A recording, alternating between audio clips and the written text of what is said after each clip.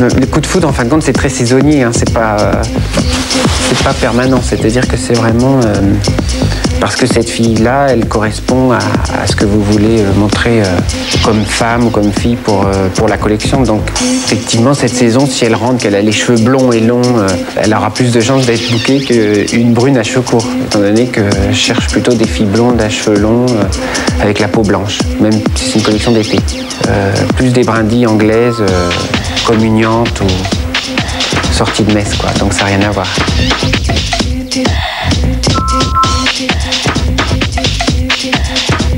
Alors, qu'est-ce que tu as souhaité déjà comme maquillage et comme cheveux? Parce que ça aussi, c'est la continuité de la mode dont on va parler après.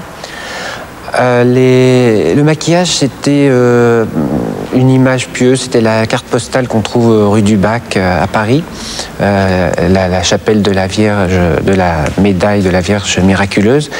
C'est une vierge sur un globe terrestre et qui est toute blanche, mais elle a juste les tempes réveillée d'un rouge assez fort, qui lui donne comme ça une lumière et une puissance visuelle très forte.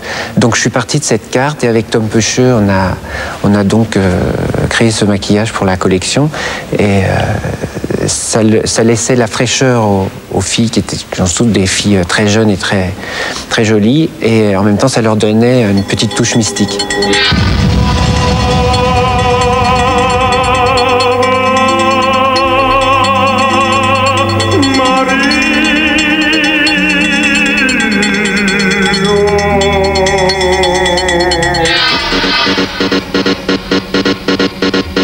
Il avait parmi toutes les photos une photo d'une vierge, je dois dire très belle, et le maquillage est complètement inspiré de cette photo. Ce sont un petit peu des jeunes femmes visitées par les grâces. Dès les premiers passages, on a senti comme ça, de par l'accessoirisation aussi, que tu voulais donner cette imprégnation religieuse. Je voulais montrer une forme d'austérité, avec malgré tout une allure assez juvénile, assez en mouvement et même par moments des fentes et une allure assez sexy. Les vêtements suivent le corps, doivent mettre les filles en valeur, mais quand même avec une forme de sobriété, des touches de détails comme de la dentelle ou des plis qu'on peut retrouver sur les vêtements sacerdotaux. Qu'on peut retrouver ici même. Par exemple, dans cette église Sainte-Madeleine, et en touche pour donner soit un peu de féminité, un peu de charme à des vêtements peut-être trop minimalistes.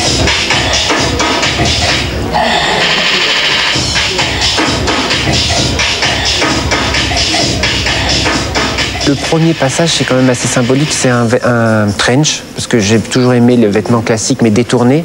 Et c'est un trench réalisé dans pour tout vous raconter, c'est des matières plastiques en rouleau, pour ces toiles cirées en dentelle, laminées de plastique, qu'on utilise pour des nappes, habituellement. Des nappes pour, effectivement, peut-être des mariages, des communions, des cérémonies religieuses. Et j'ai coupé dans cette nappe un trench en dentelle blanche que j'ai fait porter à Alec parce que je tenais beaucoup à voir une fille de couleur dans le défilé, et parce que j'ai toujours trouvé magnifique le contraste entre les filles de couleur ou les indiennes, les sœurs indiennes en Inde, avec ces vêtements toujours très blancs, immaculés, et je trouve qu'elle était comme une reine. Elle est sortie avec son trench blanc et sa petite coiffe blanche comme une fée, quelque part. Et en plus, c'est une fille qui a souffert beaucoup, qui a une vie très traumatisante, et elle a apporté beaucoup de charisme et de sérénité dans ce défilé, même par rapport aux autres filles qui ont son âge, 20 ans, 21 ans. Elle a donné un ton, et il y avait une ambiance vraiment particulière en backstage pour ce défilé, et c'est en grande partie grâce à elle.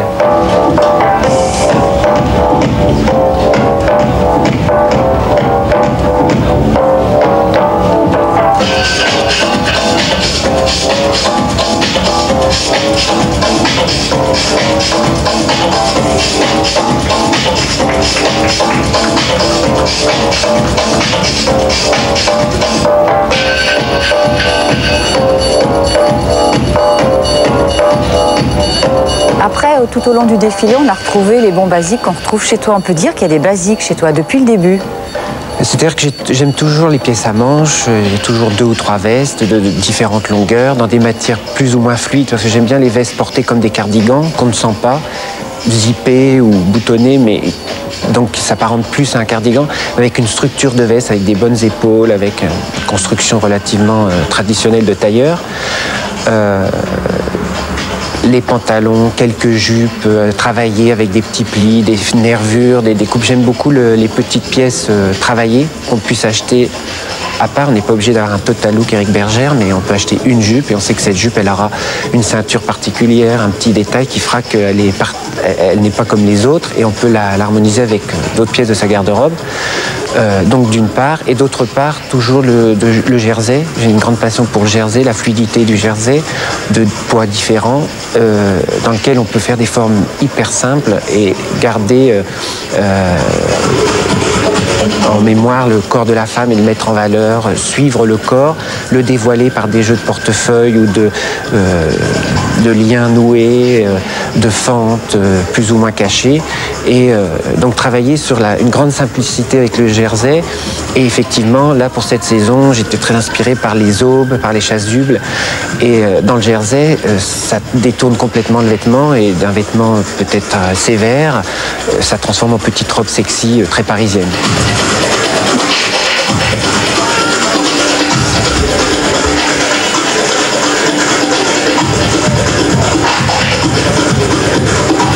Tu as quand même réussi à inscrire un style Éric Bergère. Bon, c'est peut-être un trop grand mot parce que pour une 6e, 7e collection, c'est peut-être encore trop tôt pour le définir. Il est vrai que je me rattache toujours à ce que je préfère et surtout ce que je sais le mieux faire parce que je vais être sincère par rapport à ce que je crée et je dessine, donc j'ai pas envie de m'éloigner trop et de partir dans un terrain qui ne serait pas le mien.